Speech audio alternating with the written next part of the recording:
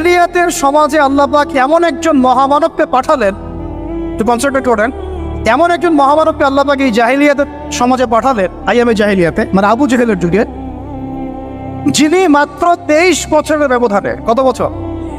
মাত্র 23টা বছর দিন রাত অক্লান্ত পরিশ্রম করে ওই জাহেলিয়াতে পূর্ণ সমাজটাকে একেবারে পুরা ইউটার্ন করে একটা আলোকিত সমাজে প্রতিষ্ঠা করে দিয়ে চলে গেলেন।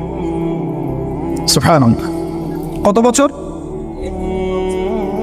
তিনি কি প্রথমে একা ছিলেন না দুইজন ছিলেন বলেন? আল্লাহ আছেন তার সাথে, ওহী আসছে, এবং তিনি কিন্তু একজন দিয়ে দাওয়াত শুরু করেছেন। তিনি মানে হেরা গুহায় কি করতেন? নবী সাল্লাল্লাহু আলাইহি ওয়াসাল্লাম হেরা গুহায় চিন্তা করতেন কিভাবে এই জাহিলিয়াতে পূর্ণ সমাজটাকে পরিবর্তন করা যায়। আল্লাহকে ডাকতেন, আল্লাহ পথ দেখাও। তিনি তো নবী, আগে থেকেই নবী। তখন আল্লাহ রাব্বুল আলামিন তার কাছে ওহী করলেন। প্রথম ওহীটাই কি আপনারা বলেন? সূরা আলাকের প্রথম 5টা আয়াত, তাই না? এখানে প্রথম শব্দটা কি? পড়ুন। এই যে পড়তে বলা হয়েছে, আপনাদেরকে পড়তে হবে।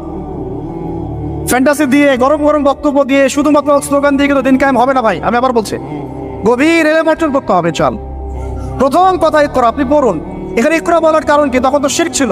আল্লাহ পাক বলতে পারতেন তুমি শিরক করো না, মূর্তি পূজা করো না, হ্যাঁ, সমাজে নারী মেয়েদেরকে জীবন্ত কবর দেওয়া হচ্ছে, বন্ধ করতে বলো। কোনো কথা আল্লাহ পাক আগে বলেন নাই, বলেছেন ইকরা বিসমি রাব্বিকাল্লাযী খালাক, পড়ুন আপনার সেই রবের নামে যিনি আপনাকে সৃষ্টি করেছে। তার মানে যে জ্ঞান আপনাকে আল্লাহর দিকে নিয়ে যায় সেটাই জ্ঞান, আর যেটা আল্লাহ থেকে দূরে সরায় সেটা কি তাহলে জাহালাত, জাহেলিয়াত। এখনকার শিক্ষা ব্যবস্থাকে আল্লাহর দিকে নিয়ে যাচ্ছে আমাদেরকে, তাহলে এটা কি হচ্ছে? তাহলে জ্ঞান না জাহেলিয়াত? সহজ কথা, সিরাতের আলোকে খলাকানি হুসাইন বিন আলাক, যিনি মানুষকে আলাক দিয়ে সৃষ্টি করেছেন।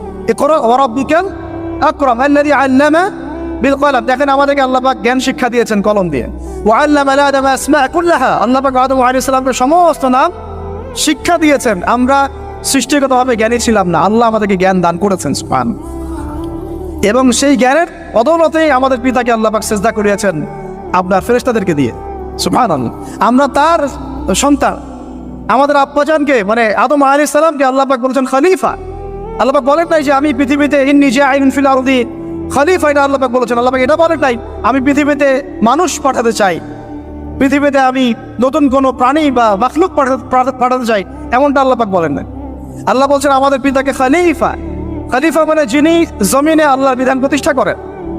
ঠিক যেমন দাউদ আলাইহিস সালামকে আল্লাহ পাক বলেছেন ইয়া দাউদ ইন্না জাআলনাকা খলিফাতান ফিল আরদ ফাহকুম বাইনান নাস বিল হক ওয়া লা তাত্তাবি'ল হাওয়া ইউদিল্লাকা আন সাবিলিল্লাহ। হে দাউদ, আমি তোমাকে পৃথিবীতে আমার খলিফা করেছি, তোমার কাজ পৃথিবীতে ইনসাফ প্রতিষ্ঠা করা, হক প্রতিষ্ঠা করা। হকের মানদণ্ড কি? আল্লাহ পাকের ওহী। আল্লাহর ওহী দিয়ে তুমি